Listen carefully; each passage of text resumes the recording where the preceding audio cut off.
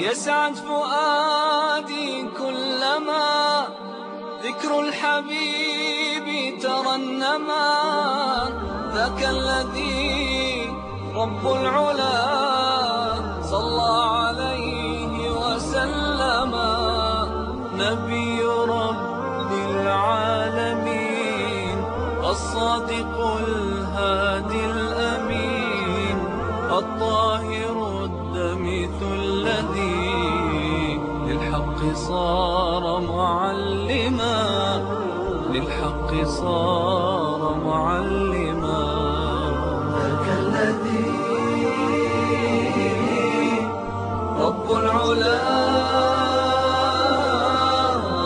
صلى عليه وسلم. صلى عليه وسلم.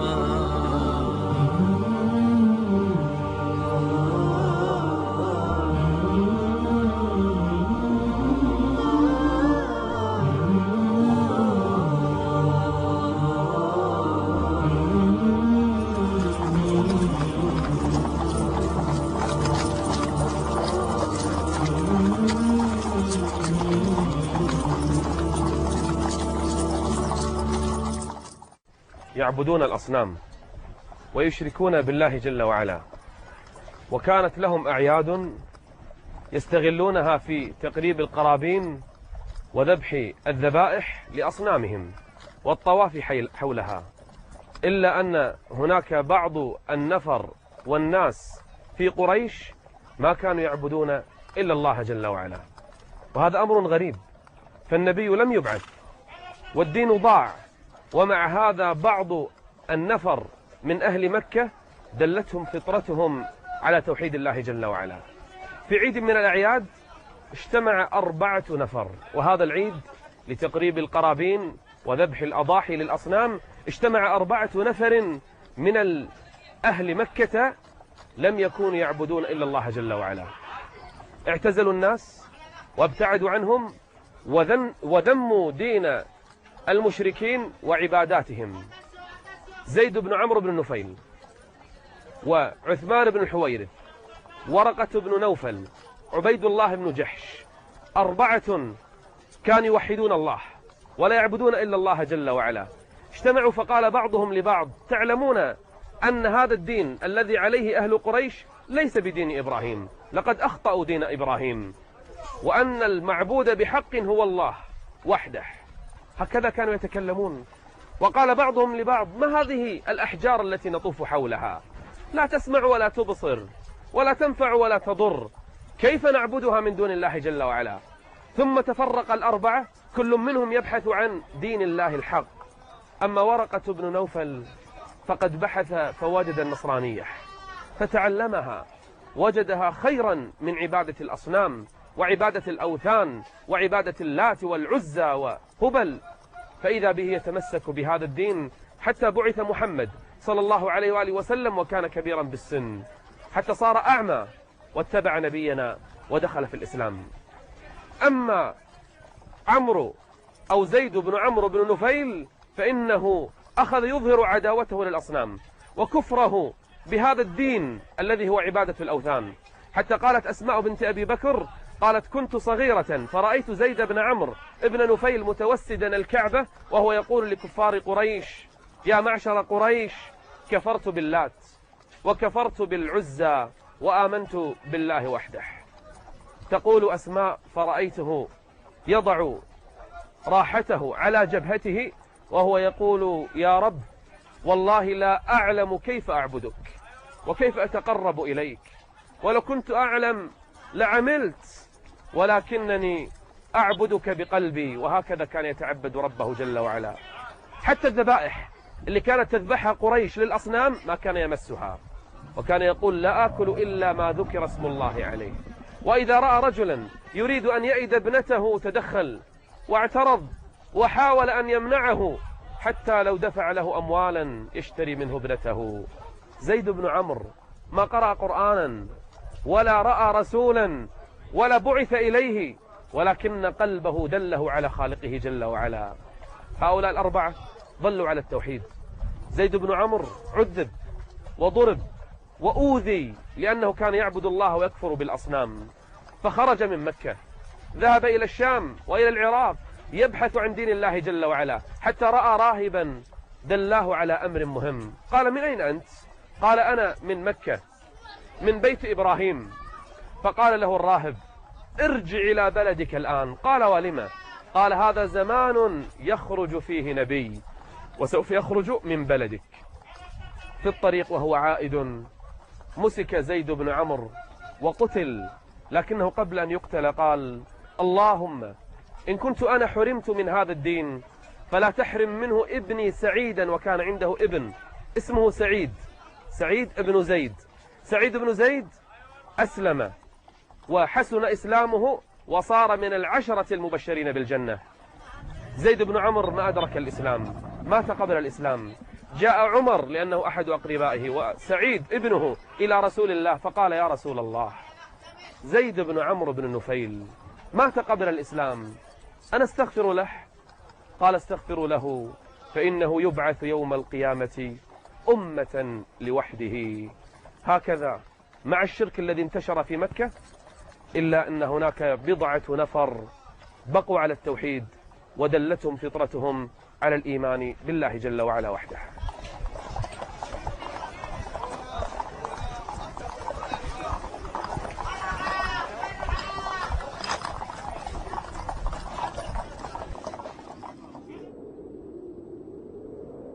وكان في مكة امرأة نسيبة شريفة فاضلة اسمها خديجة بنت خويلد، وكانت هذه المرأة ذات نسب شريف كثير، وكانت ترسل أموالها على أيدي التجار إلى البلاد للبيع والشراء، كانت تاجرة. وفي تلك سألت غلاما لها اسمه ميسرة: من تعرف للذهاب بالمال للبيع والشراء؟ فإذا بميسرة يخبرها عن رجل اسمه محمد ابن عبد الله، يسمى في مكة، وخديجة تسمع به، يسمى الصادق الأمين. أشار عليها بمحمد، فأرسلت ميسرة إلى محمد صلى الله عليه وآله وسلم يستشيره في الذهاب بمال خديجة للبيع والشراء في الشام. فرضي النبي بهذا وقبل بعرضها على أن تكون له نسبة في البيع والشراء، فهو حاله كحال غيره، وكانت قريش تعمل بالتجارة، ومعروفة في القبائل أنها ذات تجارة.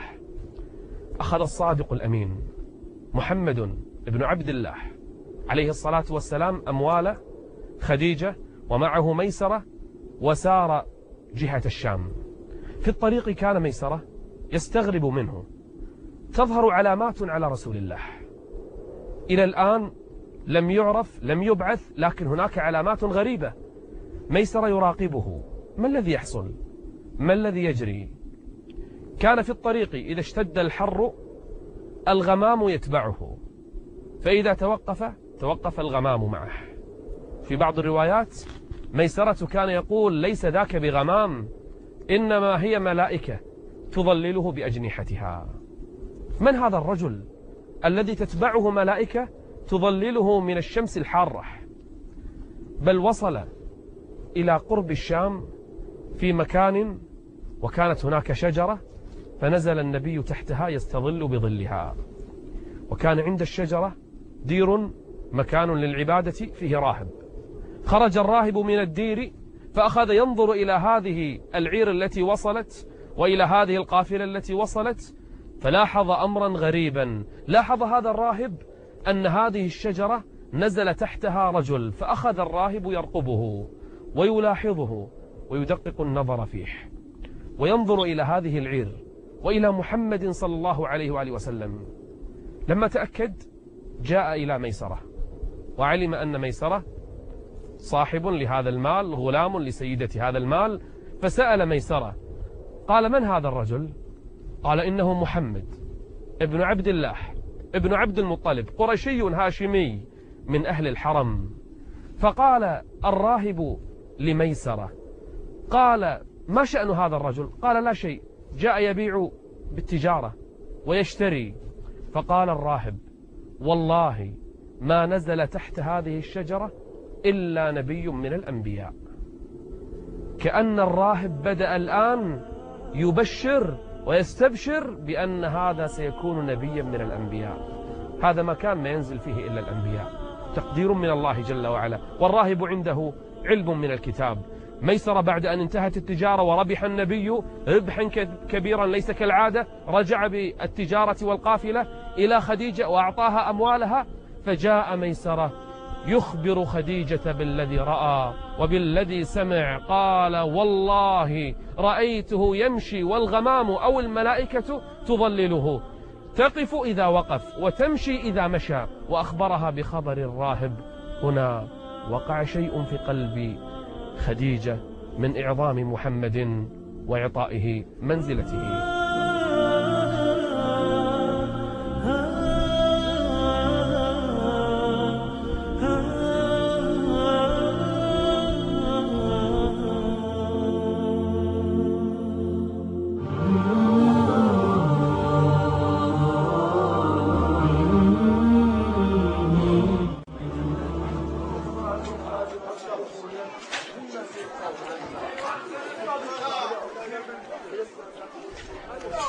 لما سمعت خديجة رضي الله عنها بأخلاق النبي صلى الله عليه وآله وسلم وصفاته تلك نشرت بين الناس فهو الصادق الأمين، وأخبرها ميسرة بما رأى، أحبت خديجة أن تتزوج من رسول الله صلى الله عليه وآله وسلم. إلى الآن ما بعث، لكنها سيدة النساء، هي أشرف امرأة في مكة، هي أعظمهن خلقا، بل هي سيدة نساء العالمين. إنها خديجة أرسلت إلى رسول الله أنني لقرابتي منك، فهي تجتمع برسول الله بأحد أجدادها، ولعلمي بأخلاقك وسطتك بين قومك، فإنني أرغب بالزواج منك.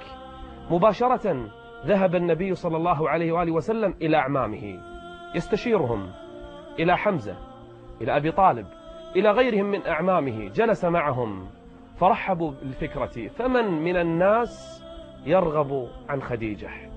بل كان سادات قريش وأشراف قريش يتمنون الزواج منها.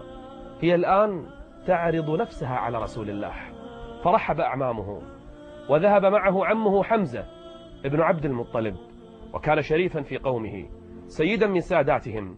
ذهب إلى والد خديجة خويلد ابن أسد، وجلس عنده يخطب خديجة لمحمد صلى الله عليه وآله وسلم. فوافق والدها مباشرة.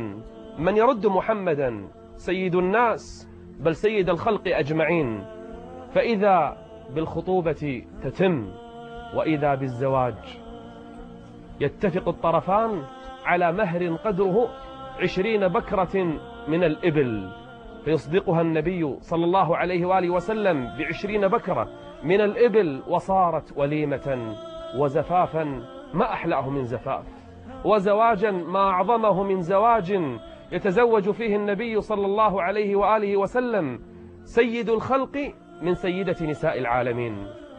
فعاش معها أحلى حياة وأجمل حياة، بل ما تزوج عليها حتى ماتت، وكان يحبها حبا عظيما.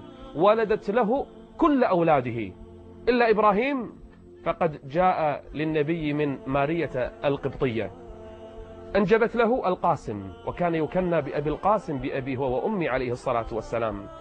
أنجبت له بعد القاسم الطيب الطاهر 3 من الذكور، ومن الإناث رقية وزينب وأم كلثوم وفاطمة، ف7 أولاد أنجبت له خديجة أم أولاده، القاسم والطيب والطاهر، رقية وزينب وأم كلثوم وفاطمة. أما أولاده الذكور حتى إبراهيم من ماريا كلهم ماتوا صغارا قبل البعثة. أما البنات فقد بقين حتى البعثة وأسلمنا وهاجرن معه، ومتن جميعا قبله إلا فاطمة الزهراء سيدة النساء، بقيت بعد وفاته بشهور ثم توفيت. أولاده من خديجة، حياته أجمل حياة، أكرمها وأحسن إليها، وأكرمته وأحسنت إليه. كان يعيش معها أسعد لحظات عمره بسبب أنها أحب الناس إليه. خديجة التي ضحت بنفسها ومالها من أجل رسول الله صلى الله عليه وآله وسلم. في أثناء حياتها مع رسول الله تعجبت خديجة، فهذا الإنسان له أمور غريبة. فبالإضافة إلى ما ذكر ميسرة من رحلته وما ذكره الراهب في رحلته، بل إن خديجة رأت من رسول الله خلقا عظيما لا كخلق الناس، وأمور غريبة لا تحصل لأحد الناس، فذهبت مباشرة إلى ابن عم لها ورقة بن نوفل الذي بقي على التوحيد وتعلم علم الكتاب، فقصت عليه القصص وأخبرته بالخبر. فقال ورقة، قال: يا خديجة، والله إنني أظن أن محمدا سيكون نبي هذه الأمة، إنني أعلم أن هذا هو زمان يخرج فيه نبي وهذا زمانه، وإني لأظنه محمدا. فسرت خديجة بهذا واستبشرت بهذا الخبر.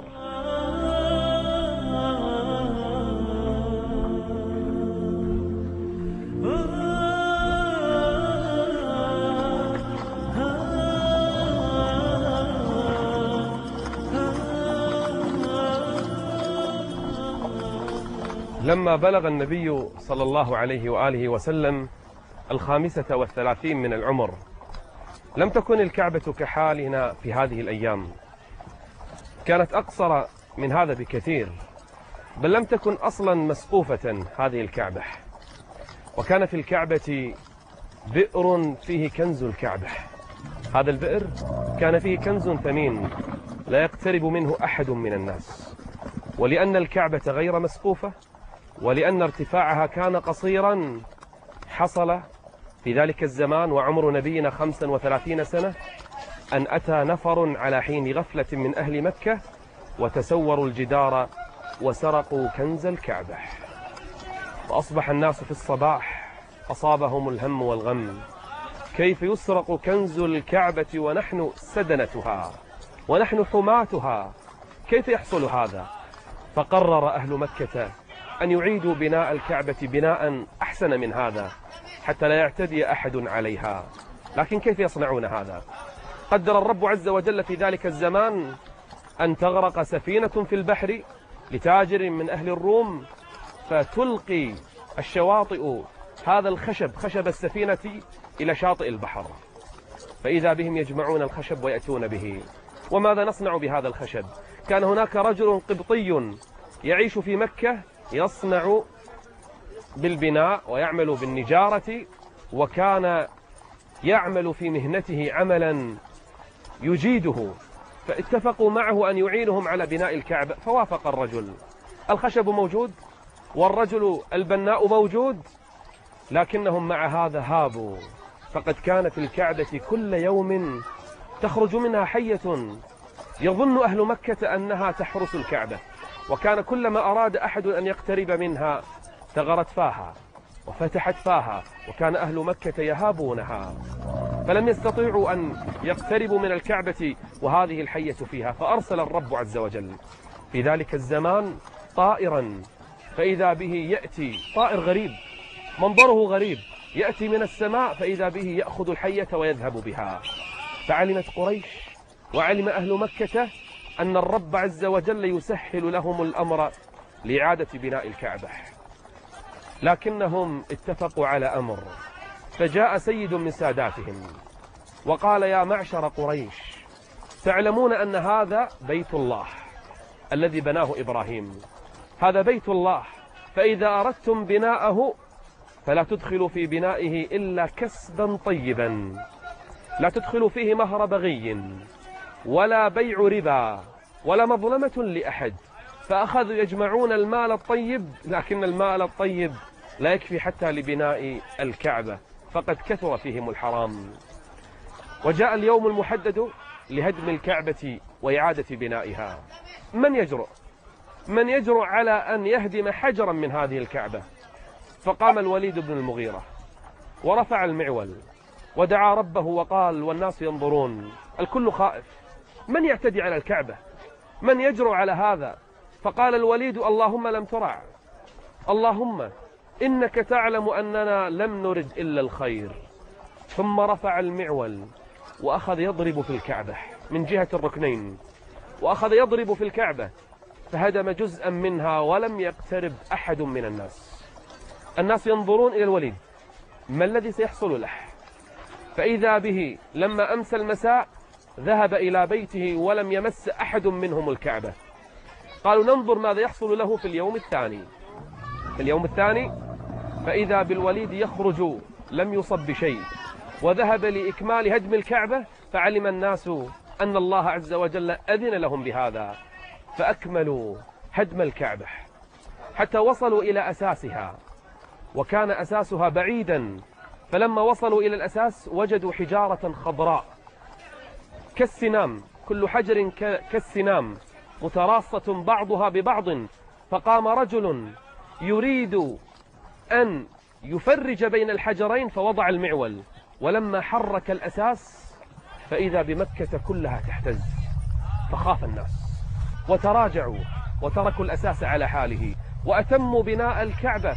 كل قبيلة أخذت جزءا من الكعبة، أتموا بناء الكعبة فقصرت بهم النفقة، فلم يكملوا البناء وتركوا جهة الحجر خاليا، وهذا بناؤها إلى اليوم. وكان في الكعبة بابين، فإذا بهم يغلقون بابا ويفتحون بابا واحدا، ورفعوا البناء قليلا حتى لا يدخله أحد من الناس، وسقفوا الكعبة وأحكموا إغلاقها.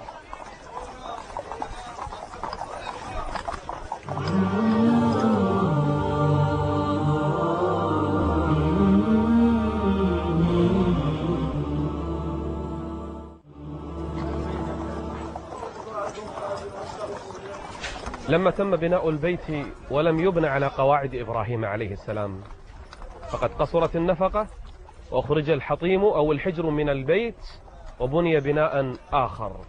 أخذت كل قبيلة نصيبها من بناء البيت، لكن بقي أهم شيء في البيت الآن، ألا وهو الحجر، ذلك الركن، الحجر الذي أنزله الله عز وجل، أمر بإنزاله من الجنة. يروى أنه كان أبيض لكن سودته خطايا بني آدم. هذا الموضع المهم كل قبيلة تنافست أيهم يضع هذا الحجر، فقالت كل قبيلة نحن أولى من غيرنا، فاختلفوا فيما بينهم. كاد الأمر أن يزداد والخلاف أن يشتد، لولا أن كبيرهم أبو أمية ابن المغيرة، وكان أسنهم في ذلك اليوم، جلس بينهم وجمع أشراف القبائل، فقال لهم إذا اختلفتم فلترضوا بأول داخل عليكم الآن، أول رجل يدخل علينا الآن هو الذي يحكم فينا. فانتظروا، وبعد قليل دخل عليهم أفضل الناس وخير البشر، من؟ إنه محمد صلى الله عليه وآله وسلم. فلما دخل قال الناس والأشراف هذا الأمين رضينا بحكمه، هذا الأمين ننزل عند حكمه، الكل رضي به، فقد كان يسمى الصادق الأمين في مكة وما حولها. فلما دخل النبي صلى الله عليه وآله وسلم وعرضوا عليه الخلاف بين القبائل، انظروا إلى حكمته، قال ابسطوا لي ثوبا، فبسطوا له ثوبا على الأرض، ثم وضع الحجر على الثوب، ثم أمر كل قبيلة أن تأخذ بطرف لهذا الرداء، فإذا بكل قبيلة تأخذ طرفا، فحملوا الرداء وتوجهوا به إلى الركن. فلما وصلوا إلى الركن رضيت القبائل كلها أن يرفع الحجر ويضعه في مكانه من؟ خير الخلق، الصادق الأمين الذي رضيت الناس لحكمه. فأخذ النبي صلى الله عليه وآله وسلم الحجر فوضعه في مكانه، فتم بناء بيت الله عز وجل، ذلك البناء العظيم الذي قدس على مر التاريخ، الذي حفظ وجعله الله عز وجل آية من آياته في الأرض. إن أول بيت وضع للناس، أول بيت وضع للناس لعبادة الله جل وعلا هي هذه الكعبة. إن أول بيت وضع للناس للذي ببكة مباركا وهدى للعالمين. هدايته ليست فقط لأمة واحدة بل للعالمين جميعا. مباركا وهدى للعالمين فيه آيات بينات. هذا الحجر الأسود المبارك من مسه واستلمه كان حقا أن يكون له شاهدا عند الله يوم القيامة. فيه آيات بينات مقام إبراهيم ومن دخله كان آمنا. هكذا تم بناء بيت الله عز وجل الكعبة المشرفة.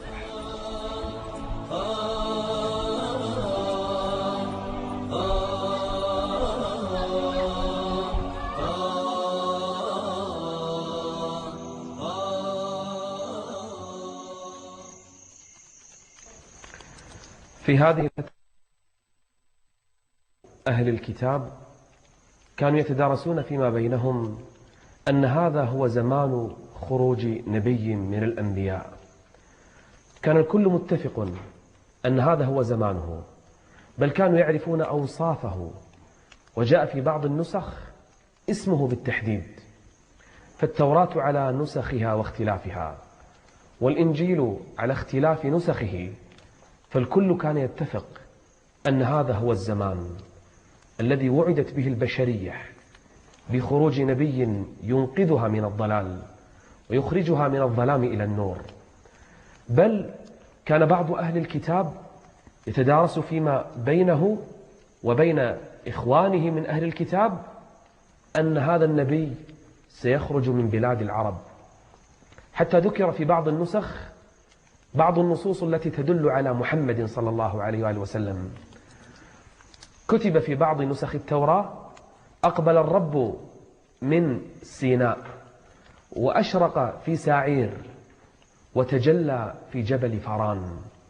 سيناء إشارة إلى موسى عليه السلام، وساعير إشارة إلى عيسى عليه السلام. أما جبل فران فهو جبل مكة، وهذا كان موجودا في العهد القديم ومطبوع عندهم. بل ذكر النبي باسمه في بعض النسخ، كنسخة ذكر فيها أن الأرض ستملأ تحميدا لأحمد، وأنه سيملك بيمينه رقاب الأمم. كل هذه الكلمات كانت تذكر في نسخ التوراة ونسخ الإنجيل. وكان الأحبار والرهبان والقساوسة يتدارسون فيما بينهم خروج النبي واقتراب زمنه. بل إن سلمان الفارسي رضي الله عنه كان مجوسيا فصار من أهل الكتاب، انتقل من دين إلى دين، وجلس مع العلماء والرهبان والأحبار والقساوسة، فأخبروه أن هذا هو زمان خروج النبي. فلما سألهم: وكيف أعرفه؟ قالوا: سيخرج في أرض بين حرتين وذات نخل. وصفوا له المدينة، حتى جبال سالع، جبل عند المدينة، فإن هذا الجبل مذكور باسمه في نسخ التوراة القديمة. فمطبوعاتهم ونسخهم ونقلهم ومأثوراتهم كلها كانت تؤكد أن هذا هو زمان خروج النبي. حتى اليهود في المدينة كانوا يتواعدون الأوس والخزرج بأن هذا هو زمان خروج نبي، وسوف نتبعه ونقاتلكم معه. كلها كانت تبشر. وإذ قال عيسى ابن مريم: يا بني إسرائيل إني رسول الله إليكم مصدقا لما بين يدي من التوراة ومبشرا برسول يأتي من بعد اسمه أحمد. فلما جاءهم بالبينات قالوا هذا سحر مبين.